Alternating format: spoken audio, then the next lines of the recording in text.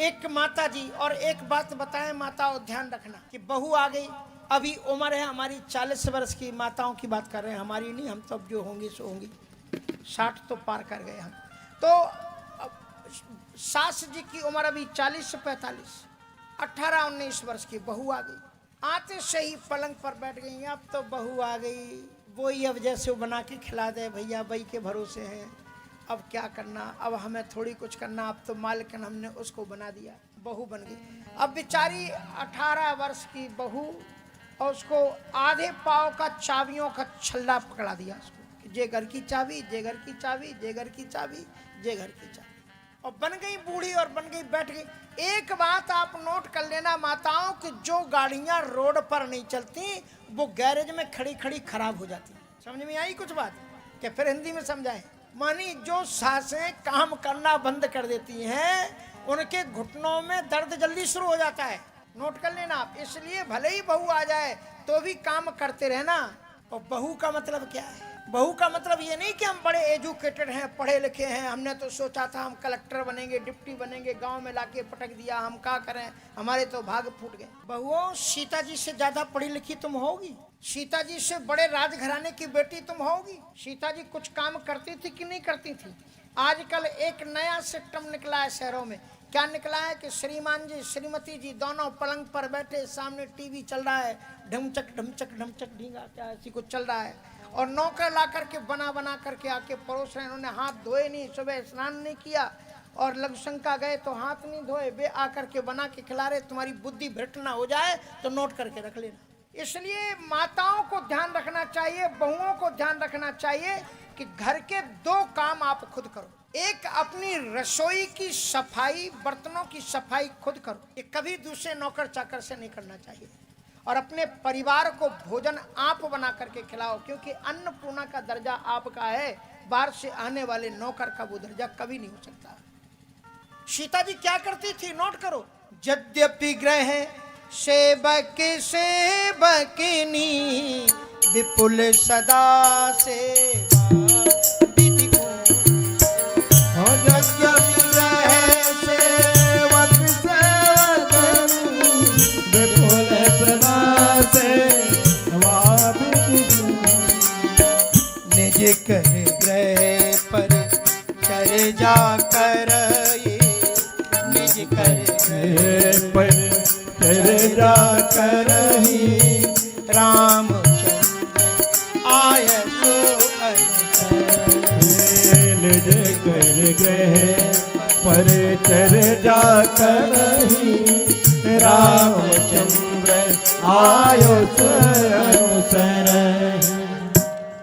यद्यपि ग्रह सेवक सेवकनी, सीता जी राजमहलों की रानी है, बड़े बड़े देवता की दृष्टि के लिए तरसते हैं, और इतने यद्यपि ग्रह सेवक सेवकनी विपुल सदा सेवा विधि गुणी। विपुल मानी अनगिनत सेवक हैं, और हर एक तरह का कर्म करना जानती हैं उनकी दासियां, लेकिन फिर भी जानकी जी अपने घर का भोजन किसी दूसरे से नहीं बनवाती। निज कर ग्रह परिचर्या करई, अपने घर का काम खुद करती हैं, और रामचंद्र आयसु अनुसरई, और अपने पति का कहना मानती हैं। अब एक माता जी का, अब वो बेचारी जल्दी बूढ़ी हो गई, 40-45 वर्ष की उम्र में बहू आ गई, बूढ़ी बन गई, बैठ गई घर में। अब बहू से बोले कि बेटा थोड़ी सफाई भी कर ले, देख ऊपर कितना कचरा पड़ा। अब बहू बेचारी सुबह दिन भर काम में लगी पूरे घर में। जो नौकर से काम नहीं लेते वो कभी कभी बहुओं को लगा देते उसमें पूरा, बस बैठने नहीं देंगी। सांस का अर्थ जानती हो? नहीं जानती? बता दें, बुरा नहीं होना, क्योंकि अभी हमें रहना है आपके बीच में 7 दिन। बता दें अर्थ। सांस मानी होता है जो बहू को सांस ना लेने दे, उसका नाम सांस। कहा बेटा वो काम हो गया, अरे गईयों को जरा देखा ना, देखना बेटा उधर क्या हो रहा है। बेटा बेटा कह कह के बस फिर हो तुम बूढ़ी, और फिर बहू को होन दो जवान, फिर राम राम। अब महाभारत को कौन रोकेगा? इसलिए थोड़ी सी तो महाराज एक सास ने बहू से कहा कि बेटा सफाई कर ले। बहू सफाई कर रही थी ऊपर की, सो उसकी झाड़ू एक ऐसी मटके में लग गई। पुराना मटका था, 5 वर्ष पुराना आम का अचार रखा था, शायद सड़ भी गया होगा। हाथ लगा तो वो धड़ाम से नीचे गिर गया। और वैसे तो सास चल नहीं पाती थी, बूढ़ी थी, बूढ़ी नहीं थी मतलब बन गई थी बूढ़ी। लेकिन ज्यों ही घड़े की गिरने की आवाज आई, इतनी तेज दौड़ करके आई, हे भगवान जब से ये आई है तोड़ फोड़ मचा रखी, आज इसको तोड़ना उसको तोड़ना। हे भगवान हमारी प्रार्थना है कोई एक ही रहेगा घर में, या तो जे रह ले चाहे हम रहने, दोनों तो रह ही नहीं सकते इस घर में। पता नहीं कहां से को लक्ष्मी आ गई, काली आ गई मोए घर में। अब हम क्या करें? सास भी दुखी, बहू भी दुखी। बच्चे स्कूल में पढ़ने के लिए गए थे, लौट करके आए, सोचा माँ भोजन परोस के खिलाएगी। आते से बच्चे बोले मम्मी मम्मी भूख, चलो एक तरफ बैठ जाओ जा करके। अब बच्चे घुड़क करके एक तरफ जाके बैठ गए। श्रीमान जी ऑफिस में पूरे दिन के थके मांदे आए, सोचा चंद्रमुखी का दर्शन करेंगे तो जीवन में शांति आ जाएगी। वहां तो कालमुखी बैठी हुई थी, तो शांति कहां से आए? अब पति भी दुखी, पत्नी भी दुखी, बच्चे दुखी, बहू दुखी, सास भी दुखी।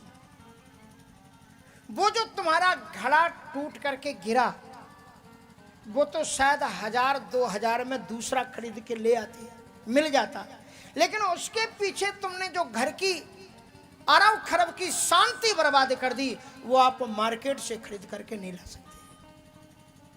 इसलिए जीवन सूझ, परिवार एक सूझबूझ से चलता है। एक दूसरे घर की बात, दूसरे घर की सास बड़ी अच्छी थी। आज भी इतनी अच्छी अच्छी सासें हैं घरों में, इतनी अच्छी अच्छी बहुएं हैं कि जो अपनी माँ से भी ज़्यादा ध्यान अपनी सास का रखती हैं।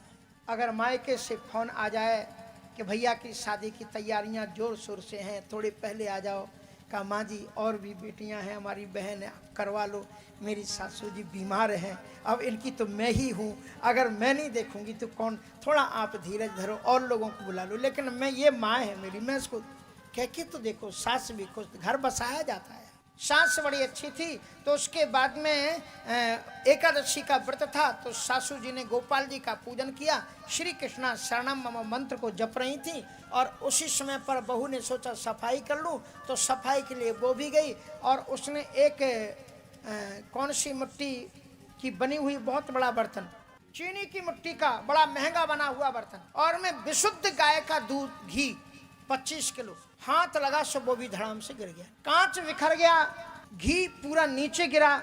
सास ने ज्यों ही कुछ गिरने की आवाज सुनी, वो भी दौड़ करके आई, लेकिन ये सास वैसी नहीं थी। आते से ही उसने सबसे पहले बहू को देखा, हाथ पकड़ा, बोले बेटा तुम ठीक तो हो ना, आज तुझे क्या जरूरत थी आज इतना काम करने की? आज बेटा मेरा एकादशी का व्रत था ना, आज मैं पूजा, कल अपन मिलके करवा लेते। कोई बात नहीं, तू सुबह से लगी है, जाके थोड़ा विश्राम कर ले, ये टुकड़े मैं उठा के फेंक देती हूँ। तो सास बहू उठ के जाने लगी। सास ने फिर बहू को बुलाया, कहा इधर आ, मुस्कुरा करके बोली, कहा सुन, जब मैं छोटी थी ना, मैं तेरे से ज़्यादा तोड़ फोड़ करती थी, मेरी सास मुझे कभी कुछ नहीं कहती थी, मैं तो तेरी माँ हूँ, चिंता मत करना, तेरे हाथ सुरक्षित रहेंगे, न जाने कितने महंगे बर्तन आएंगे और जाएंगे, कितना घी घर में पैदा होगा और चला जाएगा, तू चिंता मत करना, ये घर तेरा है, तू इसकी मालकिन है, कोई नौकरानी थोड़ी है।